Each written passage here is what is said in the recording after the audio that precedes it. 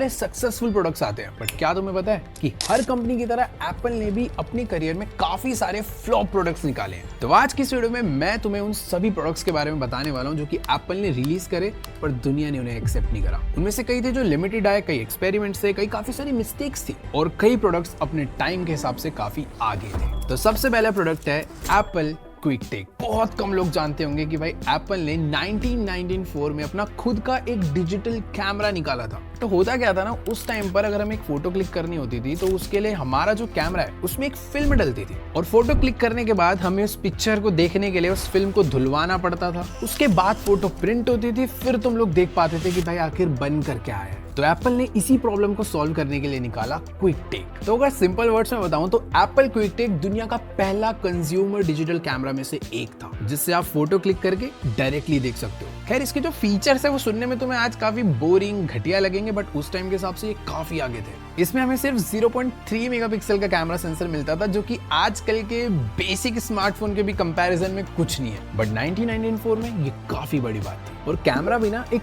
Fixed lens के साथ आता था, तो कोई जूम इन जूम आउट, कुछ ऑटो फोकस, कुछ भी नहीं। और सबसे इंटरेस्टिंग चीज पता है क्या, कि कैमरा के अंदर कोई डिस्प्ले ही नहीं थी। मतलब इस डिजिटल कैमरा में आप फोटो क्लिक कर सकते हो पर उसका रिजल्ट, उसका आउटपुट देखने के लिए आपको इसे मैक से कनेक्ट करना पड़ेगा। बट यही बन गया इनकी सबसे बड़ी प्रॉब्लम, क्योंकि ये मैक सस्ता नहीं आता था और इनका जो सॉफ्टवेयर था वो इनिशियली इन्हीं के पीसी के लिए डिजाइन किया गया था कि अगर तुम उस कैमरा को खरीदते हो तो उसकी फोटोज देखने के लिए आपके पास मैक होना चाहिए। और काफी लोगों के पास होता नहीं था, तो लोगों ने शुरू में से नहीं ट्राई करा। बाद में इन्होंने और भी अपग्रेड्स निकाले जिसमें डिस्प्ले भी आई और भी चीजें आई, और यहाँ तक कि बाकी विंडोज वगैरह के साथ भी कनेक्ट होने लग गया था, पर लोगों के पास तब तक बेटर ऑप्शंस आ गए थे। और इसी के साथ साथ ना अगर कंपेयर करें इसके बाकी कैमरास के साथ तो काफी सस्ते पड़ते थे, उनकी इमेज क्वालिटी इससे बेटर थी, लो लाइट इस कैमरा का काफी कम था। तो ओवरऑल अपने टाइम से पहले आया बट फिर भी थोड़ा पीछे रह गया। और उस टाइम पर ना डिजिटल कैमरा एक लग्जरी एक्सपेरिमेंट था, तो इसकी इतनी कोई नेसेसिटी नहीं लगती थी लोगों को, क्योंकि उनके लिए ज्यादा प्रैक्टिकल फिल्म कैमरास ही हुआ करते थे, क्योंकि उसकी फोटो क्लिक करने के बाद धुलवा के उसे देखना विद बेटर क्वालिटी वो उन्हें ज्यादा पसंद था। और सबसे मेन चीज, वो उनको सस्ता भी पड़ता था। तो इस पर्टिकुलर प्रोडक्ट की वजह से एप्पल को बहुत सारे लॉसेस हो रहे थे। तो जब 1997 में स्टीव जॉब्स वापस आए कंपनी में, उन्होंने आते ही लॉस मेकिंग जितने भी प्रोडक्ट्स थे उन्हें क्विक टेक भाई का यहीं पर दी एंड हो गया। तो सेकंड गैजेट है एप्पल पिपिन। 1996 का टाइम था जब एप्पल ने डिसाइड करा कि देखो यार, टेक प्रोडक्ट्स तो हम लोग बनाते रहेंगे पर क्यों ना गेमिंग इंडस्ट्री में पैर रखा जाए। तो इसी के साथ एप्पल ने लॉन्च करा अपना फर्स्ट गेमिंग कंसोल, और पता है इसका नाम एप्पल पिपिन क्यों पड़ा? जैसे हमारे आम में होता है ना दशहरी, लंगड़ा, चौसा, मल्टीपल ऐसे होते हैं, तो एप्पल की भी एक कैटेगरी होती है पिपिन, तो इसीलिए इसका नाम पड़ा एप्पल पिपिन। ये ना कोई एक नॉर्मल गेमिंग कंसोल नहीं था, ये gaming console plus multimedia player का एक हाइब्रिड मिक्स्ड वर्जन था। मतलब एप्पल का आइडिया क्लियर था कि एक ऐसा डिवाइस बनाना जहां पर लोग अपनी एजुकेशन करें, जहां पे लोग एंटरटेनमेंट कंज्यूम करें, जहां पर लोग गेमिंग करें। जैसे कि आजकल हमारे सारे ही कंसोल्स में सब आता है, इंटरनेट चला सकते हो, सब कुछ। तो एप्पल ने भी उस टाइम पर ऐसा ही एक डिवाइस बनाया जहां पर आप सब कुछ कर सको। बट उस टाइम पर गेमिंग इंडस्ट्री पे राज था सोनी प्लेस्टेशन एंड निंटेंडो का। उनके पास पावरफुल हार्डवेयर, सिंपल इंटरफेस और सबसे बड़ी चीज मैसिव गेमिंग लाइब्रेरीज थी। वहीं पिपिन एंट्री के साथ ही स्ट्रगल करने लगा। पहली और सबसे बड़ी चीज, एप्पल पिपिन का प्राइस था $599, वहीं सोनी प्लेस्टेशन आ जाता था सिर्फ और सिर्फ $299 में। अब दूसरी गलती ये थी कि यार पिपिन के लिए ना ज्यादा गेम्स, ज्यादा सॉफ्टवेयर अवेलेबल नहीं थे, जबकि सोनी और निंटेंडो के पास बहुत सारे हिट टाइटल्स थे जिसपे वो पूरा सर्वाइव कर रहे थे। और तीसरी सबसे बड़ी गलती, एप्पल ने पिपिन को खुद मार्केट नहीं करा, इसने मार्केट करवाने के लिए थर्ड पार्टी कंपनीज का यूज करा, जैसे कि बैंडाई, कार्ड्स मीडिया। तो हुआ क्या, जब लोग ये इसकी मार्केटिंग कर रहे थे तो ना ऑडियंस को क्लियर ही नहीं हो पाया कि भाई ये पिपिन एप्पल का प्रोडक्ट है। और रिजल्ट्स, एप्पल पिपिन सिर्फ 42,000 यूनिट ही बेच पाया। और जैसे कि मैंने तुम्हें बताया था 1997 में स्टीव जॉब्स वापस आए थे कंपनी में, तो जब वो आए थे तो इन्होंने इसको भी सीधा टाटा बाय बाय कर दिया कि भाई साहब आपकी जरूरत नहीं है, आप जाओ। बट सबसे बड़ी पता है चीज क्या है, ये 1996 में आया था, 1997 में बाय बाय हो गया। तो इसके काफी लिमिटेड पीसी रह गए हैं दुनिया में, जो कि आज एक लिमिटेड और एक कलेक्टिबल आइटम बन चुके हैं, जो कि उस टाइम पर जो प्राइस था उससे काफी ज्यादा महंगे के बिकते हैं। मतलब तुम पैसे से लेने जाओगे शायद तब भी ना मिले। तो हाँ, तब का दिन है और आज का दिन है। एप्पल के इसी फेलियर के बाद एप्पल ज्यादा गेमिंग में दिखता नहीं है। हालांकि यहाँ गेम्स चलती हैं बढ़िया, बट ऐसा जो गेमिंग को लेके कुछ स्पेशल नहीं करता। तो थर्ड प्रोडक्ट है एप्पल लीजा। तो 1983 में एप्पल ने एक ऐसा कंप्यूटर लॉन्च करा जो कि अपने टाइम के हिसाब से बहुत बहुत ज्यादा आगे था, जिसका नाम एप्पल लीजा पड़ा, क्योंकि ये प्रोडक्ट स्टीव जॉब्स की बेटी लीजा के नाम से इंस्पायर्ड था। ये प्रोडक्ट स्टीव जॉब्स का ड्रीम प्रोजेक्ट माना जाता है। तो बेसिकली इसकी खास बात ये थी कि पहले ना जितने भी कंप्यूटर्स होते थे उसमें सारा काम कीबोर्ड से कमांड डाल के होता था। मतलब आपको कुछ भी करना है तो आपको कमांड डालनी पड़ेगी, जैसा हमारा कमांड प्रॉम्प्ट होता है। बट पहली बार इस कंप्यूटर के अंदर इंट्रोड्यूस किया गया GUI, ग्राफिकल यूजर इंटरफेस। जो आज हम देखते हैं ना कि कोई भी ऐप खोलनी है, कोई सॉफ्टवेयर रन करना है तो डबल क्लिक करके कर देते हैं। उस टाइम के हिसाब से ये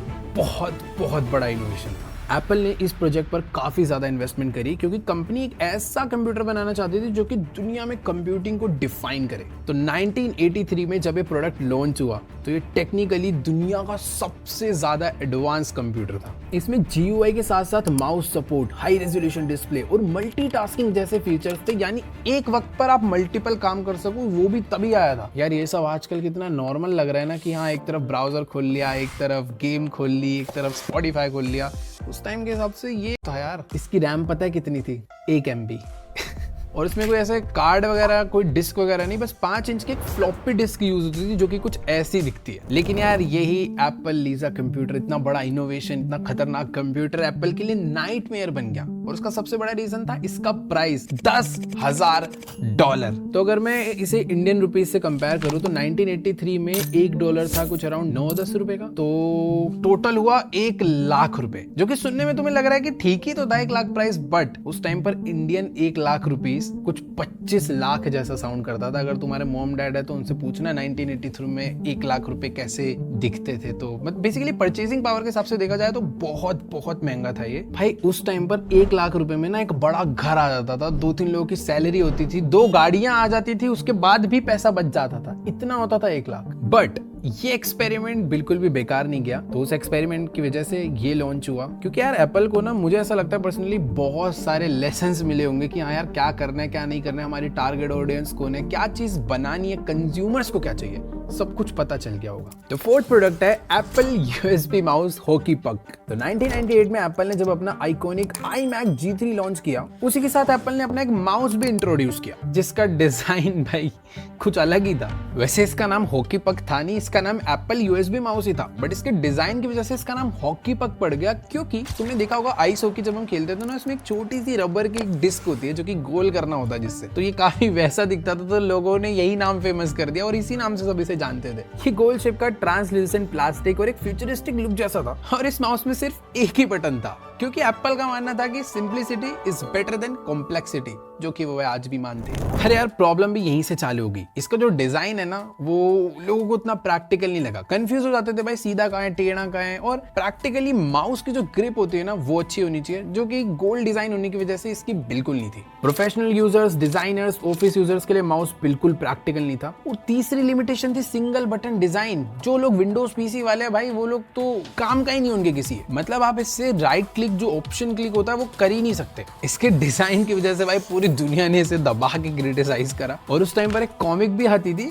उसमें तक इसको क्रिटिसाइज करा। तो कुल मिला के कह सकते हो कि माउस क्यूट था, दिखने में प्यारा था और एप्पल का था, अच्छा था, बट प्रैक्टिकल बिल्कुल भी नहीं था, और इसी वजह से फ्लॉप हुआ। तो फिफ्थ प्रोडक्ट है न्यूटन मैसेज पैड। 1993 में एप्पल ने एक ऐसा प्रोडक्ट लॉन्च करा जो अगर आज लॉन्च होगा तो शायद इतना नॉर्मल लगे कि किसी का ध्यान भी ना जाए, बट उस टाइम पर ये बहुत ही बड़ा इनोवेशन था। तो ये बेसिकली एक ऐसा पैड था जो कि काफी टैब जैसा दिखता था, जिसके ऊपर तुम लोग स्टाइलस के थ्रू अपनी हैंडराइटिंग में लिख सकते हो, और ये उसको एनालाइज करके एक टेक्स्ट फॉर्म में कन्वर्ट करता है। तो जो लोग स्टोरीज लिखते हैं, जो लोग को स्क्रिप्टिंग कहानी लिखनी है, सब कुछ इस पे लिखो, ये उसे टेक्स्ट में कन्वर्ट करेगा, और तुम लोग अपने मैक को कनेक्ट करके सारा का सारा डाटा डिजिटली ट्रांसफर कर सकते हो। बट प्रॉब्लम आई इसकी एक्यूरेसी में। बेसिकली उस टाइम पर हैंडराइटिंग को रिकॉग्नाइज करने के लिए जो टेक्नोलॉजी है वो इतनी एडवांस नहीं थी, मतलब वही एक स्टार्टिंग पॉइंट था जहां पर ये सब बनना चालू हुआ था, और एप्पल हमेशा की तरह रिस्क लेता हुआ उसने ऐसा प्रोडक्ट बनाया जो कि लोगों को वापस से समझ नहीं आया। और इसी के साथ एक बार फिर 1997 में स्टीव जॉब्स भाई जब वापस आए उन्होंने इसे भी देखा और इसको भी लगे हाँ टाटा बाय बाय कर दिया। तो देखो यार एप्पल एक्चुअल में इतने सारे प्रोडक्ट्स बनाया जा रहा था, अगर इसे स्टीव जॉब्स सर रोकते ना तो आज ये शायद कैरम बोर्ड भी बना देते। बट कुल मिला के कहूँ तो यार एप्पल उस टाइम पे बहुत रिस्क लेता था, मतलब जो कैटेगरीज कितना भी टेक है, इनोवेशंस हो गई, हर जगह घुस जाते थे। तो जितने भी प्रोडक्ट्स की वजह से एप्पल कंपनी को लॉस हो रहा था उन सबको ऑफ करना पड़ा और इसी के साथ इस प्रोडक्ट का भी दी एंड हो गया। बट एक चीज है कि एप्पल ने जो उस टाइम पे इतने इनोवेशंस करे, आज जितना भी टेक है ना कहीं उनसे बहुत इंस्पायर्ड है। जैसे कि आईपैड में या फिर किसी भी टैब में हम लोग स्टाइलस से लिखते हैं, तो वो चीज की शुरुआत वहीं से हुई थी। बाकी 5 ही प्रोडक्ट थे इस वीडियो में। छठा तो तुम्हें पता ही है, हमारा एप्पल विजन प्रो, वो भी कुछ टाइम से कुछ ज्यादा ही पहले आ गया और कहीं ना कहीं इंफॉर्मेशनल वीडियोस देखना तो नीचे कमेंट्स में जाके लिखना मोर। तो अगर तुमने ये वीडियो यहाँ तक देखी है मतलब तुम्हें इन्फॉर्मेशन चाहिए थी, तो चाहते हो इस टाइप की और वीडियोस आए, मोर लिखो। और आईफोन का 9th वर्जन कभी नहीं आया, आईफोन 9 और विंडोज 9 कभी नहीं आया। तुम लोग नीचे कमेंट्स में बताओ क्यों नहीं आया, नहीं बताओगे तो मैं तुम्हें नेक्स्ट वीडियो में बताऊंगा। तो खैर वीडियो अच्छी लगी वीडियो को लाइक करो, चैनल पे नए हो सब्सक्राइब करो। मैं तुमसे मिलूंगा नेक्स्ट वीडियो में, तब तक के लिए